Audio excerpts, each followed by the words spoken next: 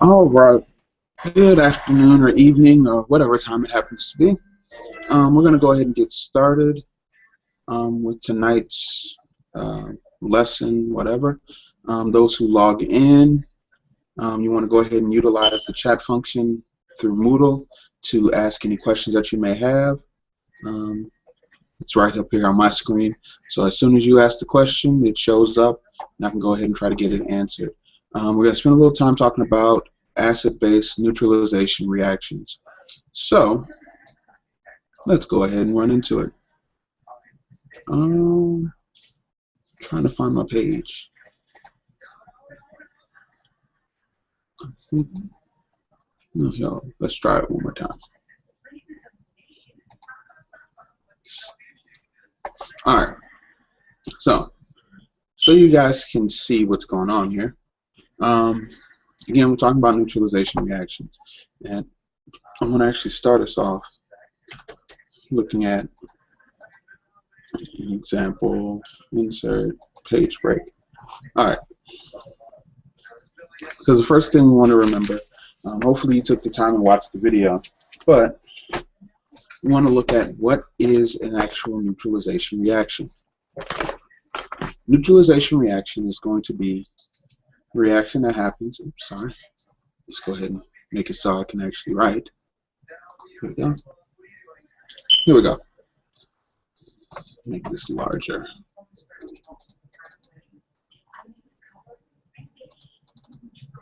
Okay, so neutralization reaction is going to be a reaction between an acid and a base. Now, this acid-base reaction is usually going to result in, or going to yield, water and a salt. This causes you to have to memorize, remember that list I gave you in the notes of what a strong acid, strong base were, those type of things, because if it's a strong acid, strong base, you're usually going to get this certain result. If not, it'll change up what you may get just slightly. But the pattern is going to go around the same amount, or the same method.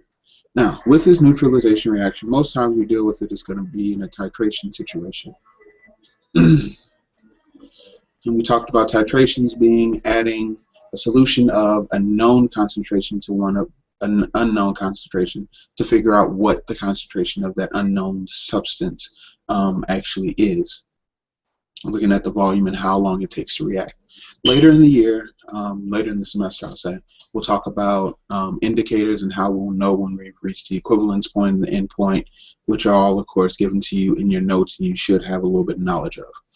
But we want to take a few moments and look at a couple of examples. And I'm going to use this worksheet in order to help us to figure out what's going on. So, scrolling down. Now, first thing we want to do is practice on writing the formulas for our acids and bases, but also finishing the reactions. So, let's take a look at what we have here. We have carbonic acid. Carbonic acid is going to be the acid of carbonate, so it's going to be H2CO3. Now, this is usually a very, very unstable acid at that. It's usually going to break down the carbon dioxide and water very quickly. But in this case, it holds together long enough for us to go ahead and do the reaction between it and strontium hydroxide. Now, reviewing, strontium hydroxide is one of our stronger bases. So, what we're actually going to end up here is hydrogen hydroxide. I'm just going to leave it that way so it's easier to utilize. And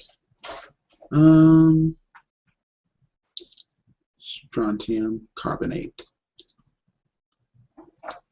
Now, of course, we usually have to go back and balance this. So we're going to end up with two waters. I'll take care of our hydrogen and our hydroxide, and the other part is already done. But again, you see it's just like a double replacement reaction. All I'm going to do is switch the partners, and usually I'm going to end up with water, HOH or H2O, and this carbonate in the case being my salt. Let's take a look at the next example, perchloric acid plus sodium hydroxide. So perchloric acid, HClO4, plus NaOH. Oops. Let's try that again. All right, NaOH. Got it. So, just as usual, just replacing it. So I'm just going to take my hydrogen with the hydroxide, H2O plus sodium perchlorate is what I will get out of this, ClO4. Charges are already balanced, so everything is good to go. Now, I'm going to scroll down and do one more of these, and I want to look at this basic substance, sodium bicarbonate. This should be very familiar because this is baking soda, usually going to be found in a powder state, plus sulfuric acid. Oops. Here we go. H2SO4. Do a quick check, make sure. See if we. Nope, just me. All right. So here. Now, what do you think this is actually going to make? Think a moment. Do it in your head. Sodium is going to now go away from the bicarbonate ion. Is going to switch over to the sulfate, is what you should be thinking. So, sodium sulfate, Na2SO4, plus what's going to form on the other side. You're going to get, you're right, H2C, oops, whoa, scroll down a little bit.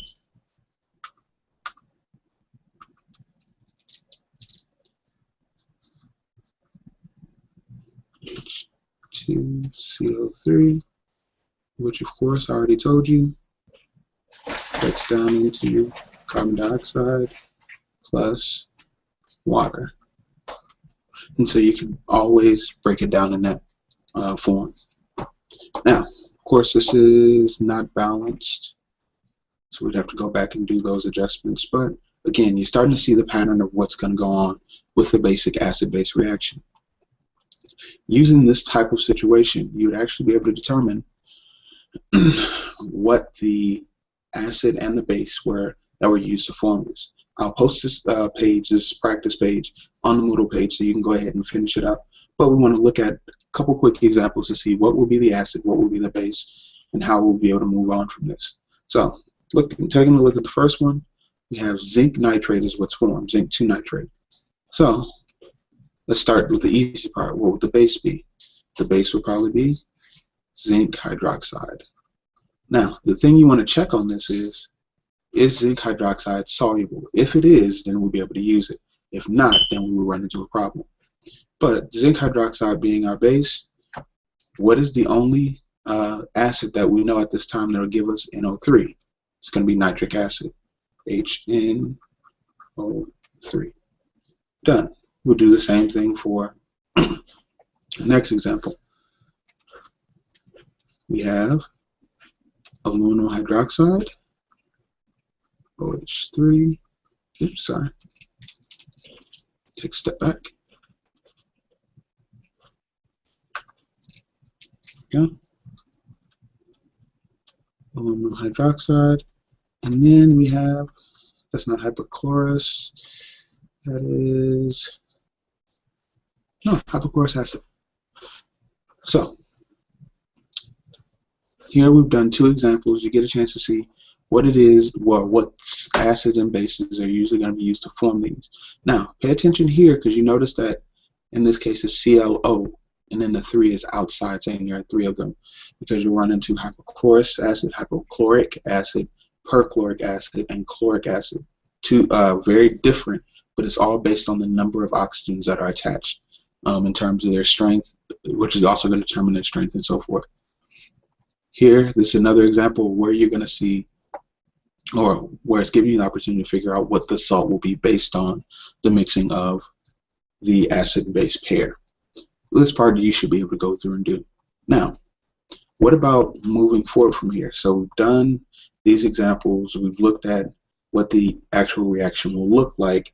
And let me use one of these as an example. We'll do barium hydroxide and sulfuric acid. So starting off the top of the page, barium hydroxide plus, we said sulfuric, H2SO4. Now, with this example, let's take a look at what we're going to make. Again, just swapping out the partner. So we're going to end up with barium sulfate plus water. In this case, we're going to actually come across with two different things, because barium sulfate, using our rules, our solubility rules, we know that barium sulfate is usually going to be a solid, and then the water is going to be in liquid state. In this case, we have to determine which one we're actually worried about. In this, we want to worry about the water formed, or just trying to neutralize the sulfuric acid. So the question will be, if I have 25 milliliters of 0.327 molar barium hydroxide,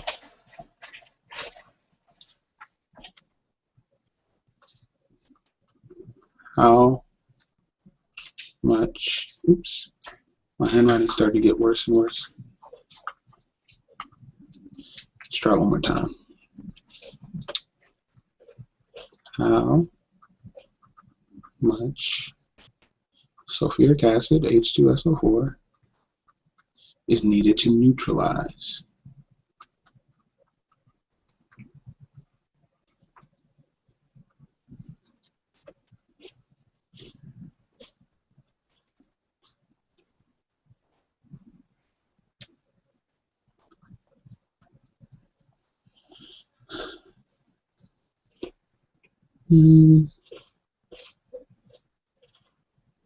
let's change this. How much H2SO4 is needed to neutralize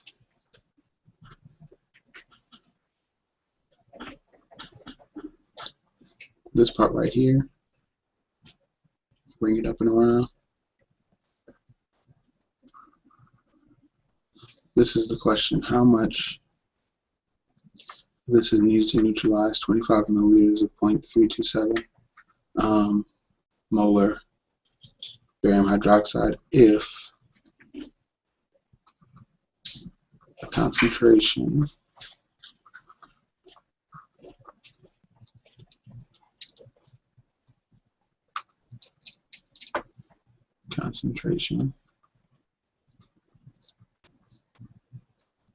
is 0.0135. I just feel like in the mood of saying that, of doing threes. So this is the type of situation that we'll actually run into most times with these type of reactions. And just want to stop in for a second. Okay, back to where we were. Sorry, lost my page. Now, we run into a situation where we have two concentrations, and we also have one volume, and we need to figure out what the other volume is. This should sound familiar because the setup is going to be very similar to that of a dilution problem. What do I mean? Well, with dilutions, we did M1 V1 equals M2 times V2, right? Where M1 and V1 were our initial molarity and volume, and M2, V2 were our final molarity and volume. We're going to have a very similar formula to this. It's going to be MA VA equals MB VB. Something I said last year and help people to remember, MUVUB equals MUVUB. Doesn't really work in my mind, but hey, if it helps you to remember, go with it. Now, MA and VA are going to deal with the molarity and volume of our acid, whereas MB, VB are dealing with our base. We know the information for our base. We have 25 milliliters. And just like in the situation of our dilution, I don't have to change if I'm looking for it in milliliters on both sides. So milliliters times 0.327 molar equals, I know the molarity on the other side, but I don't know the volume. So 0.0135 molar times VA. So how would I solve for the one I'm missing? Well, divide both sides by the molarity that I do know, 0.0135. 0.0135. That allows me to cancel it out on this side, and I solve and get my volume on the other side. So let's take a look at it on the calculator. Plugging it in, 25 times 0.327 divided by 0.0135. Ooh, goodness, that's a lot. That's a lot. So in order to neutralize this 0.327, the 25 milliliters that I have in my 0.327 barium hydroxide, I'm going to need how much? 605.56 milliliters. Now, that seems like it's a lot, but then remember, look at the concentration that we're dealing with here, 0.0135 molar. So it's very, very, very weak concentration, very, very small amount per unit volume. So that being the case, that is actually right on target for what we need. When we're doing any type of acid-base reactions or neutralization reactions, that is as simple as it gets. Now, if you're asked to find out how much is needed to react with and so forth, then that's going the solution stoic route, which you can do just the same way as we talked about on Tuesday. Well, this is what I have for now. I'm going to do a quick check and see if I have any questions. If there's no questions, it looks like we are good. Nobody's logged in and written up any questions, so we're going to go ahead and stop it here. Have a great evening, and email me if you have any questions. Leave comments. Let me know what's going on. Have a great evening, and